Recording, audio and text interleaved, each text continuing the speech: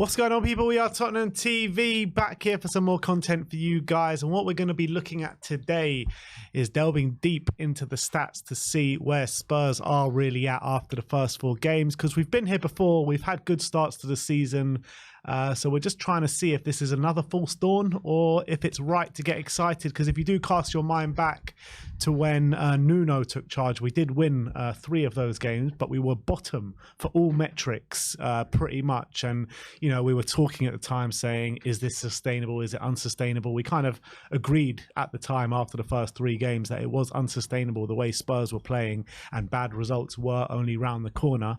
So let's see if it's the same now under Ange-Postecoglou. Yeah, and we were absolutely spot on because we were saying, look, we're getting the results, but I'm really not liking what we're doing, and we have to improve in all these areas. And literally, the next 3 games, I think we lost 3-0 in the next 3 games. Yeah, Palace came first, didn't it? The North London derby. Yeah, so like pretty much what we expected happened. So the eye test so far under Postecoglou has been very strong. It's been very good.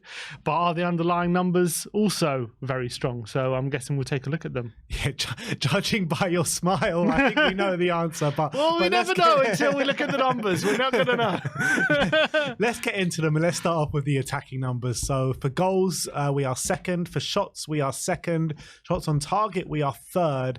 Shot creating actions, 4th. And non-penalty expected goals, we are 4th. So very strong after the first 4 games. It's interesting to know, actually, if you include penalties, I think Brentford actually top of the league at the moment for XG created, which is very surprising. But well, they have had like 3 penalties or something, haven't they? Yeah, they've had quite a few penalties. But look, we're doing very well at the moment. Obviously, we've had a fairly, I don't know, I wouldn't call it difficult, but we've had 3 away games so far, 1 home game. So like, it's not been the easiest start for Tottenham at the moment. And actually, you got to remember that our away form has been terrible over the past couple of years. It really has. So to like flip that on its head, I wouldn't say flip it on its head already, but to rectify that some way, winning 2 out of the 3, and one of them a very hard game in Postecoglou's first game at Brentford, and the home game was against Manchester United, who we haven't beaten since that 6-1 game at Old Trafford during lockdown. So I would say, like, on the face of things, when you're looking at it is 3 away games and a home game against Manchester United, it has been, like, on paper, a fairly difficult start. In terms of XG, we're only behind so far Brentford, Brighton, and surprisingly Chelsea actually in 3rd for XG created. Maybe that is an indication that that they're going to improve if they can keep up their kind of level of chances created. Shots on target, we're only 2nd behind Brighton, who are top on both facets, but they've obviously played Luton, they've played Wolves, so a couple of easy games. And then again, they played, then they lost to, who'd they lose to? They lost to West Ham. They had a lot of shots in that game, and then they beat Newcastle. So I wouldn't say they had an easy start because of Newcastle, but the other 3 games, maybe you expect them to have a lot of shots in those games. But I mean, Brighton are always near the top of these metrics, aren't they? Yeah, exactly. I think possession-wise, that wasn't a stat, but I think we're like 4th in terms of possession. But in terms of shots, so clearly we're creating lots of chances. We're getting lots of shots off, which is a crucial thing. I think last season under Conte, we ranked in terms of the volume of shots on target and shots we were getting. In terms of XG, it wasn't actually too bad, but in terms of shots, I think we were near mid-table. So we're creating a lot more shooting opportunities at the moment. But in terms of the structure and like how our build-up play and stuff like that, and how we're progressing the ball, I think the next stats are going to be important to talk about. Yeah, and I think even just judging by the first lot of stats that we went through, I mean, under Nuno, we were literally bottom of all those metrics, even after winning 3 games out of 3. So there's a lot to say about the way Ange has come in, rewritten the script a little bit and changed the way we've played completely in such a short amount of time. It's absolutely unbelievable. But let's get into these next. The passing and possession stats are progressive carries. We are top of the league, 1st in carries into the final third, 2nd. Carries into the penalty area, 2nd. Progressive passes, we are sitting in 4th. Key passes, 6th. Passes completed, 5th. Short pass percentage, 2nd. Passes into the final third, 4th. Touches in the final third, 4th. Touches in the penalty area, 2nd. Attempted take-ons is 1st, and successful take-ons is 2nd. So really impressive again. Yeah, and I think a lot of those metrics just goes to show, again, the freedom Ange Postecoglou is giving a lot of our players when it comes to giving them the kind of freedom to make their own decisions when it comes to bursting into space and taking players on and carrying the ball in space. And it's not very rigid, and when you get the ball you have to do this, and like the structure is there, but he allows for the players to kind of have their own freedom within that structure. So I think he lets the players kind of feel when is the right time to take a player on, when is the right time to burst into the space. When it comes to like the passing numbers, I think there's still some improvement. Like key passes 6th, which is not bad, but it's not like, you know, near the very top. But also what you were talking about before with the freedom that Postecoglou gives, it's very different to what like maybe a Conte and a Mourinho were doing with us, where they were like literally micromanaging every facet of the player's game and not really letting them have their own mind a little bit, where, you know, this guy needs to run here at this particular time, and if this happens, this guy needs to run here. Postecoglou just gives them so much freedom on the pitch, and you can see it in front of your eyes as well. Yeah, and it was very much about like I felt like under Conte, he didn't like players, apart from like maybe when you're out wide in the wing-back position, I don't feel like he liked the players dribbling too much. I think he wanted them to get the ball and release it very quickly exactly where he wanted to. And the freedom was very much missing. It was a very rigid system. I think, and as I was saying, the passing metrics are still strong, but they're not like as good as maybe the possession metrics. So like you've got, as we said, like key passes are 6th, passes completed 5th, progressive passes 4th. So near the upper echelons, but not quite at the very, very top. But where we are really doing extremely well is the progressive carries, the take-ons, carries into the penalty area. So that's where the players are having their own freedom to make those decisions, to make those runs and burst into the space and use the space. And that's what I think that is what we've really excelled at. I've liked our passing moves, but what I've really liked is the likes of Maddison, Basuma, picking up the ball in deep positions and not just laying the ball off quickly, but taking people on and committing players and creating space for other players. And obviously the wingers, they've had a bit of trouble so far, but a lot of the time it's been like Udogie from left hand side taking people on. I think the wingers have done some taking on, but it hasn't maybe been the best, apart from maybe Manuel Solomon, who did a very good job against Burnley with his take on. So I think those metrics are really strong, and that's something I think we've struggled with for a long time. That ability to take people on and committing players, we've had a lot of trouble with that over the years. So I'm really glad to see that Postecoglou has been really improving that. And obviously our passing's been strong, and as short pass percentage, we're 2nd in the league, which is really, really impressive. Yeah, I think like what you were saying before as well with again back on the freedom, it's just like, and you've still got that same player in Basuma, and what they're showing on the pitch is just like completely night and day. But like he is the one that is really like progressing up the pitch a lot, and, you know, as you say, doing the take-ons consistently, and he just didn't have the license to do that in the Conte system, and that's why like you didn't see anywhere near the Basuma that we're seeing now in Conte's system. But in terms of short passes, again, like under Conte, did we ever make any short passes? They were always kind of direct. Like, yeah, there were kind of a few nice passing moves, but it was like more few and far between. It would only really be in transition. That's when Conte wanted to play. Like when we win the ball we're in a deep position, we win the ball, we go very direct and very fast. And if the move doesn't come off immediately, and then a lot of the times it will break down. And if we come up against a settled defense, then we'll start to struggle.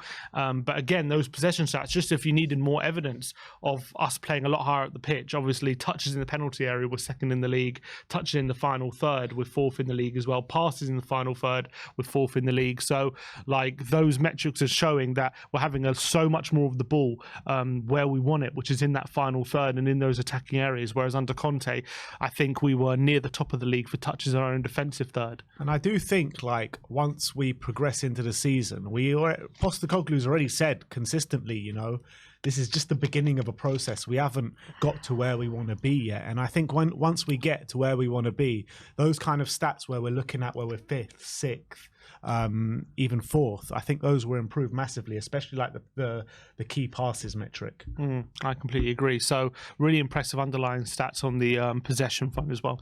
Yeah, so there was a kind of a narrative when Postecoglou took over. I mean, I think we both alluded to it when Postecoglou took over that he is a bit naive defensively. And, you know, we saw Celtic concede quite a few goals last season, and we were worried about, with the personnel Spurs have in defence, are we going to see a lot of goals against us this season? It hasn't really come to pass just yet. We've kept 2 clean sheets out of the 4 games, did concede 2 goals in both of the other games against Brentford and Burnley. But we do have some interesting underlying defensive stats. So let's go and take a look at them. In terms of tackles won, we are sitting 4th. Tackles won in attacking third, which is impressive, is 2nd. Dribblers tackled is 2nd. Interceptions we're 4th. Errors we are 4th. I don't think, have we made an error this season? 0 errors. One of 3 teams to make 0 errors. Unbelievable. So 0 errors so far. And I think if Eric Dyer was anywhere near the team, you might see that improve to be decrease, to be honest. But he has been banished from the team completely. Goalkeeper XG prevented, we're 3rd, and save percentage, we're 2nd. So that error stat is massive for me, because we were error riddled last season. I think we were top. I haven't checked that metric, but I'm pretty sure last season, if I check it for errors, we were top of the league. Let me just have a quick look on those defensive. Where is it? Yeah, defensive actions, errors. We were 4th last season. 19 errors leading to goals. Who were the top 3? Top 3 were actually Arsenal, Chelsea, and Liverpool. Really? Yeah, Arsenal were top, apparently. Wow. They did make a lot of errors, I guess, late on, but well, I think actually Ramsdale might have been the most errors leading to a shot or something last season. Yeah, potentially. I know later on the season he had a lot of trouble. Obviously, Lloris, I think he was the most errors leading to goals. But if you look at those defensive stats, obviously the one that stands out is tackles in the final third, in the attacking third. We're 2nd in the league, which is actually a really impressive stat. It shows how much we're pressing a lot higher and trying to catch teams out in more difficult positions for the opposition, rather than that mid-block/low block that we had under Conte. And I think last season we ranked near the bottom for tackles in the attacking third, and this season we're pushing a lot higher. Obviously, the tackles and interceptions, they can be a bit misleading, because sometimes a lot of the lower half teams can be in those metrics because they're defending a lot more, they're making a lot of tackles and interceptions. But I guess when you factor in that we're having a lot of possession and we're having a lot of touches in the final third, as you saw, so you factor that in, and then you add on top that we're making some of the most tackles and most interceptions in the league, I think that just is more evidence of a more aggressive approach, and the players being definitely more proactive with their defending. I don't think it's evidence of us being because I think if you look at who's top of those metrics, like you got Sheffield United, I think, and you've got Everton. So like you've got some defensive teams there, but we're an attacking team near the top of those metrics, and I think that's actually an impressive stat when you add in that kind of context, because it means we're having a lot of the ball, but when on the few occasions that we're not having the ball, we're still making lots of tackles, interceptions to win the ball back, which is keeping the ball with Spurs. So I wouldn't say those metrics are actually misleading in the context I've added. And it's actually mad, like because these kind of chances, these kind of metrics, and what you're saying is winning the ball high up the pitch, is actually leading to a lot of chances on goal as well.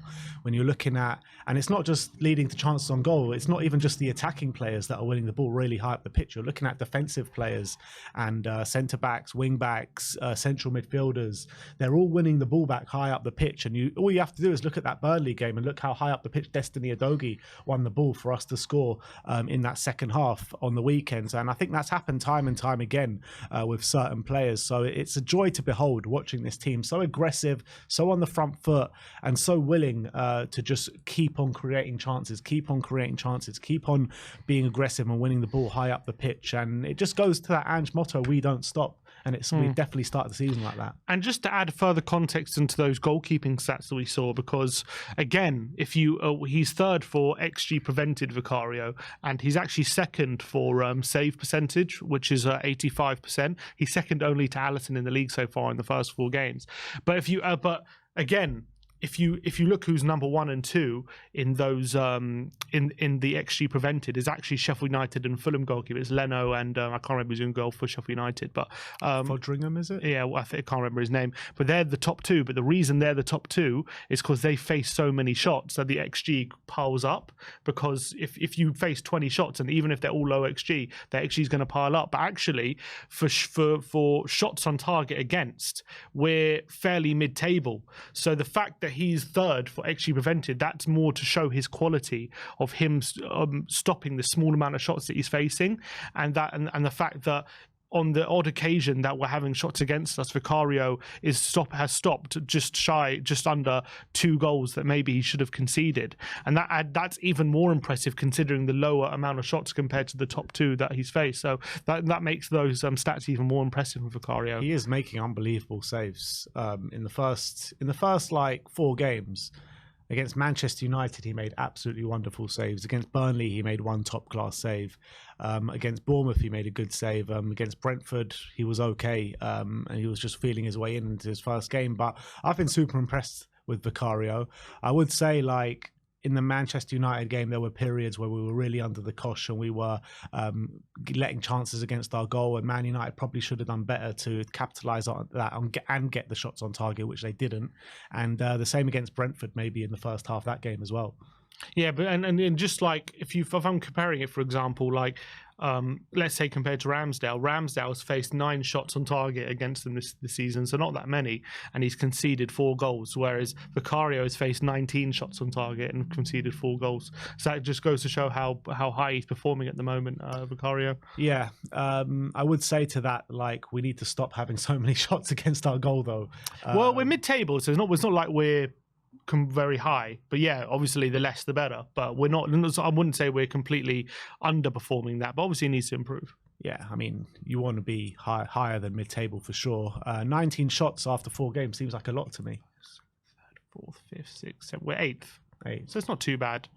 We want to be in the top 6, don't we? But look, I think after 4 games, brand new manager, brand new system, there's always going to be some sort of kind of teething problems, aren't there? And I think that maybe that's a sign of places where we can improve the amount of shots that we are kind of letting on our goal. But it's exactly, I think for those stats 4 games into a new era, I think those are impressive, to be honest. Like, in terms of 19 shots, or maybe in a year's time that will be maybe City and Arsenal level, who knows? But I think after his first just 4 games in charge of Tottenham, I think to have those many shots against in 4 games is not too bad. Yeah, I accept that.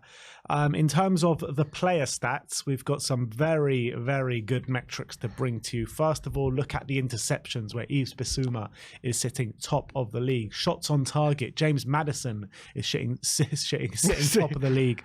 With people are shitting themselves facing, that's for sure. That's for sure. With 2 goals as well. Shot creating actions is Maddison sitting 2nd in the league. Successful take-ons is Bissouma sitting 2nd in the league. Tackles is Bissouma sitting 2nd in the league. Dribblers tackled is Bissouma sitting 3rd in the league, and passes into the penalty area is Maddison sitting 2nd in the league. And you know, these 2 players are 2 players that we have been absolutely singing their praises. We can't believe how good they have started the season, especially when you look at Bissouma and how hamstrung he was last year, and you're thinking, is he ever going to make it in a Spurs shirt? Well, we've answered that, and I think he's been absolutely sensational. When you're looking at the stats and you're looking at the amount of man and match awards he's picked up already, which is 2 in 4 games, you're looking at a standout performer in the Premier League, hands down. And James Maddison, I mean, I was a bit like, I never thought Maddison would be as good as he's showing right now. I always thought he was a good Premier League player, but you know, Gareth Southgate never seemed to give him a proper chance, and you thought like everything was just going through him at Leicester because he's the only guy with some sort of quality that they've got, and he's, you know, a bit of a long range shot merchant, set piece merchant and stuff like that. But he's so much more than that. He really is. I mean, his work rate off the ball is unreal. The way he keeps the ball and dribbles past his opponents is unreal. And his leadership quality as well. The way he kind of energizes his team and G's up his teammates, and he's always talking to his partners on the pitch as well. I mean, I can't think at the moment in the first 4 games of a negative side to his game. I just think these stats represent, for me, how important these 2 players are to make Postecoglou's system functioning as well as it has in the first 4 games, in my opinion. Because if you look at Bissouma, the fact that he's able to be not just like a high volume of all these stats, tackles, successful take-ons and interceptions, he's actually not just the best in the squad, he's the best in the league at these aspects. So you put that all together, it means it's very difficult for teams to counter us when you've got someone like Bissouma constantly tackling tackling and blocking passes with his interceptions and covering a lot of ground. And yet it's also very difficult for teams to press us when you've got someone like Basuma, and Maddison as well performs fairly well on the take-ons metric, but Basuma especially is one of the top.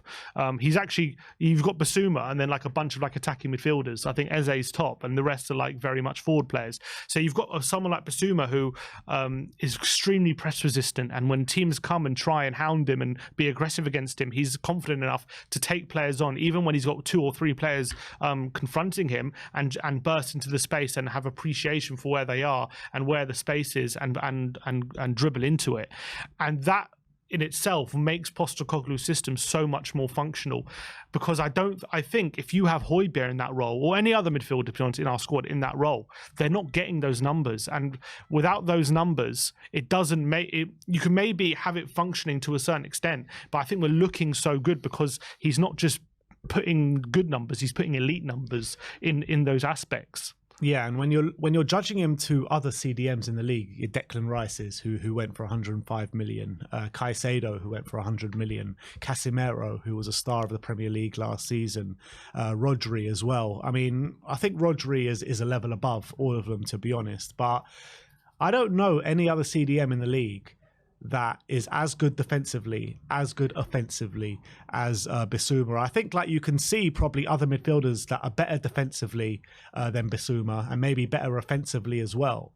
But is there anyone that can do both to as big of a level as he can? I can't think of a midfielder who can dribble like Bissouma can dribble in that centre of the park, to be honest. I think he's probably the best at the moment.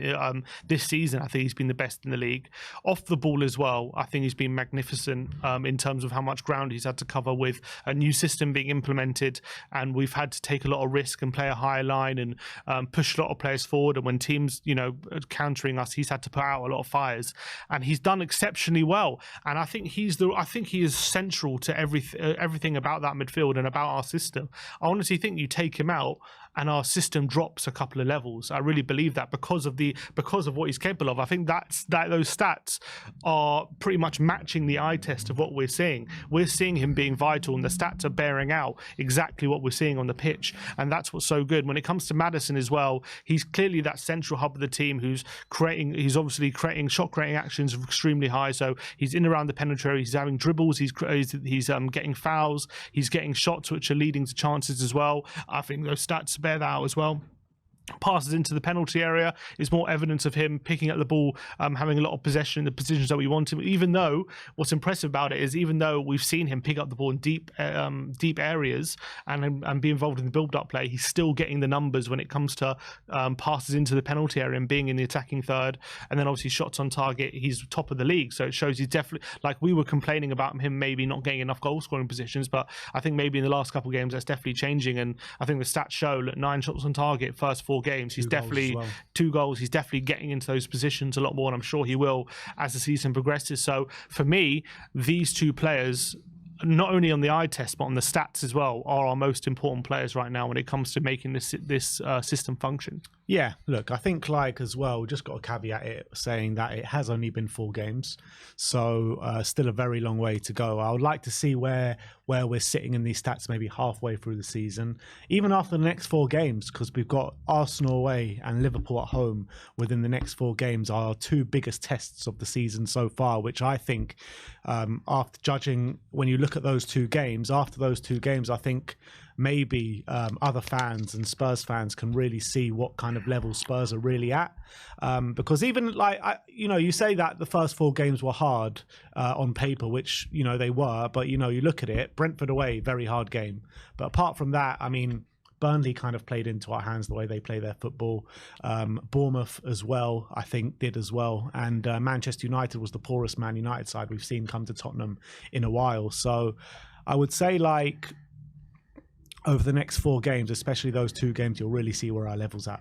100%. Those are going to be the biggest test. Those are two really good teams, especially teams as well in as good as form in terms of results as us as well. So it's going to be very interesting to see how we approach those games, especially if we have injuries and stuff like that. We'll have to see how we cope. But that's going to be a much better indication of what kind of level we're at than these 4 games. But considering we've had 3 of Postecoglou's first 5 games in Tottenham, in charge of Tottenham, he's had 4 away games. Like, no away game is easy in the Premier League. And the fact that he's had to face that and he's come out on top, especially with the fact that our away form was really poor last season, I think is super impressive. He's still, look, Man United, however poor they were, they're still a good team with very good players, and we deserve that victory. We saw how much of a difficult game they gave Arsenal and on the weekend. So you can never take a win against United for granted. Yeah. So I think it's a really impressive start. Yes, it's only 4 games, 100%, but I think it's important to see if the eye test is matching up with the metrics and what we can learn from it. And I think it's quite interesting stuff. Yeah, it's most definitely a very different to what we saw after 3 games under Nuno, that's for sure, where we won 3 out of 3, actually. And it's also, when you're going back to the away games, I think we only won 6 away games last season, something like that. So be surprised if there was that many, to be honest, but yeah. I think it was 6. So when you're looking at that, and when we've already won 2 out of our first 3 away games, and one of them was a very credible draw against Brentford, I mean, Spurs fans have got to be absolutely delighted with what they're seeing on the pitch right now. Do you think that rival fans after the first games are sitting up and taking notice, or it's just a bit like they're saying, oh, just a new manager bounce? I don't think they are, to be honest. I think from what I've seen, a lot of rival fans are starting to think, okay, something might be happening here. I don't think anyone's taking us seriously yet when it comes to being in a top 4 finish. I think people are saying, okay, maybe by the looks of things. I thought a lot of fans probably after Kane left were like, oh, they're going to be mid-table now, they're finished, and after these first 4 games, okay, they're kind of retracting. Okay, maybe they're not finished. They're actually, maybe something is happening, and now a lot of fans are saying, okay, maybe they can sneak like a top 6 finish kind of thing. But no one's taking us seriously for like a top 4 finish yet. And maybe if this continues, they might start to do that. You know what? We were saying it around the time of Harry Kane, like, there is a possibility that you can sell your best player and still get better. Brighton show it consistently time and time again. And I think after the first 4 games, I think we're showing that as well. Yeah. So that is the stats underlying Spurs' brilliant start to the season. Let me know your thoughts in the stats. If we've missed anything out, let us know your thoughts in the comment section below. But thank you everyone for joining us today. Like, subscribe and comment. And as always, come on you Spurs.